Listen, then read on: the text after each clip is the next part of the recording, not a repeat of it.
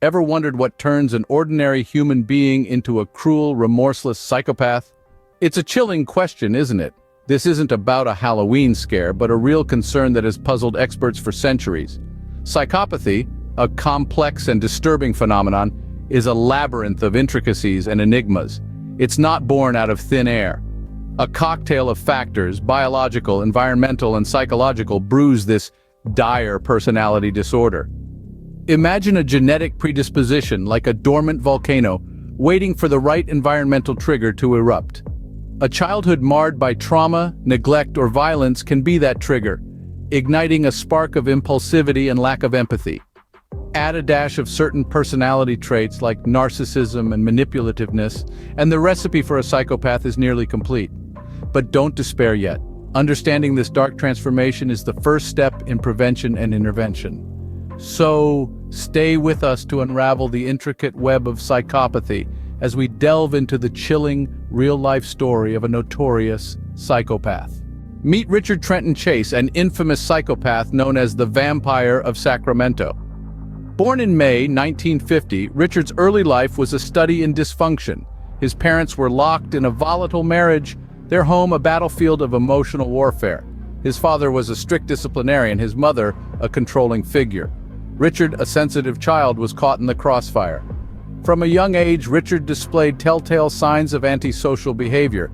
He was cruel to animals, a common early warning sign of future violent tendencies. As he grew older, things did not improve. His grades plummeted, he was socially awkward, and he began experimenting with drugs.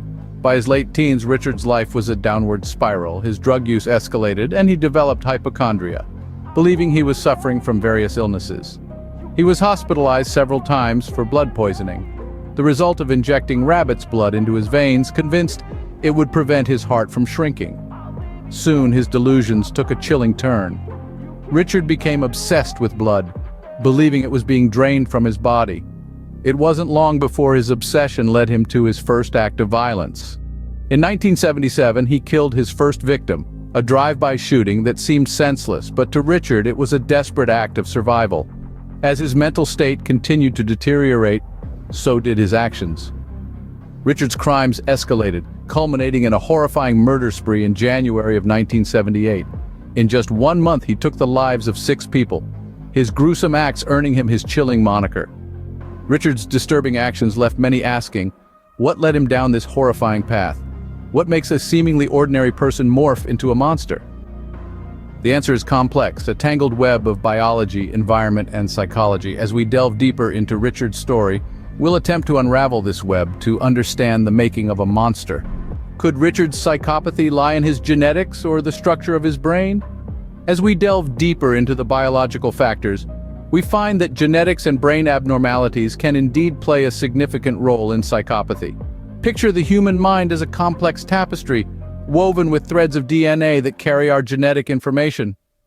Some individuals might have threads predisposing them to antisocial personality traits, impulsivity, and lack of empathy, all of which are common characteristics of psychopathy.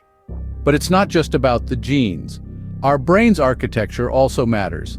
Studies have shown that abnormalities in the brain, particularly in areas responsible for impulse control and emotion regulation, can contribute to psychopathic behavior. In Richard's case, it is plausible that a cocktail of genetic predispositions and brain irregularities could have underpinned his descent into psychopathy. However, it's crucial to remember that these biological factors do not work in isolation. They are part of a complex interplay with environmental influences, shaping an individual's personality and behavior. So while Richard's genetics and brain structure might have set the stage for his psychopathy, they certainly don't tell the whole story. But biology alone doesn't make a psychopath. Let's explore the environmental factors at play. Let's journey further into the labyrinth of the human mind and unravel the mysteries of what makes a monster. Richard's upbringing was far from ideal. Could this have played a role in his transformation? This brings us to the role of environmental influences in the making of a psychopath. Childhood is a crucial period when our personalities take root and start to bloom. But what happens when this phase is marred by trauma, neglect, or violence? Research shows that these adverse experiences can significantly impact the development of psychopathic traits. Imagine a young sapling struggling to grow amidst a storm. This was Richard's life. His childhood was a whirlwind of instability and dysfunction. This turbulent environment may have laid the foundation for his future transgressions. Exposure to violence and criminal behavior at an early age can distort a child's perception of the world and their place in it. It's akin to learning a distorted version of a language, where the rules are skewed and the vocabulary warped. And so, Richard's understanding of social norms and morality may have been fundamentally flawed. His world was a battlefield, where survival was paramount and empathy, a luxury he couldn't afford. The scars of his past etched deep within, Richard's life was a testament to the profound impact of environmental factors on the trajectory of a child's life. Yet environmental factors are just a piece of the puzzle. Psychological influences also come into play. Richard's personality was marked by narcissism, impulsivity, and a lack of empathy. These traits, while not inherently dangerous, can pave the way to psychopathy when combined with certain environmental factors and genetic predispositions. It's like a perfect storm where the elements of personality, genetics, and environment come together to create a psychopath. Now let's delve deeper into these psychological factors. Narcissism, a personality trait characterized by an inflated sense of self-importance and a deep need for excessive attention and admiration, was a prominent feature in Richard's personality.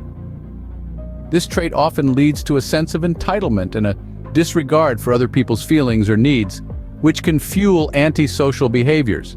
Impulsivity, another key trait, refers to acting without thinking about the consequences. It's like driving a car at high speed without considering the potential for a crash.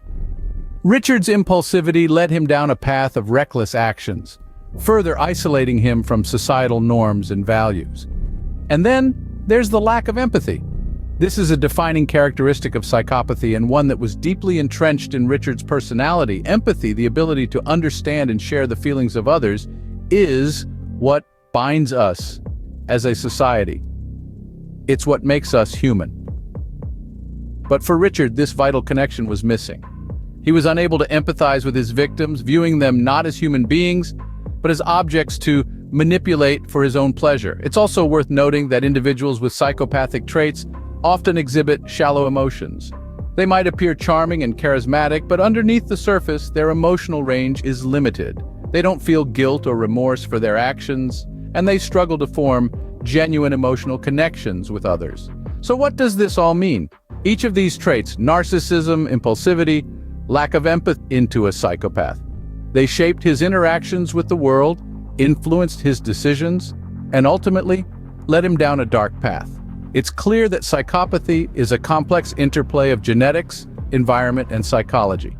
Understanding this complexity is crucial if we are to prevent others from following in Richard's footsteps. So what can we learn from Richard's chilling story? Psychopathy is a complex phenomenon, a blend of biological, environmental, and psychological factors. It's not a simple case of nature versus nurture, but rather an intricate interplay of both. Richard's story emphasizes that point. His genetic predispositions may have set the stage for his psychopathic tendencies, but it was his tumultuous upbringing and traumatic experiences that likely shaped these predispositions into a full-blown psychopathy. He was not born a monster, he was made one, through a tragic combination of inherent traits and external circumstances. But it's not all doom and gloom. Richard's story also highlights the power of early intervention and prevention. Identifying at-risk individuals, addressing childhood trauma, and teaching pro-social behaviors can pave the way towards a healthier developmental path. It's about giving them the tools to cope, the support to thrive, and the guidance to navigate their emotions and impulses. Yet the implications of understanding psychopathy extend beyond individual prevention. It has profound consequences on our criminal justice and mental health policies. Questions of culpability, treatment, and rehabilitation arise. If a psychopath is a product of their genes and environment, how much responsibility do they bear for their actions?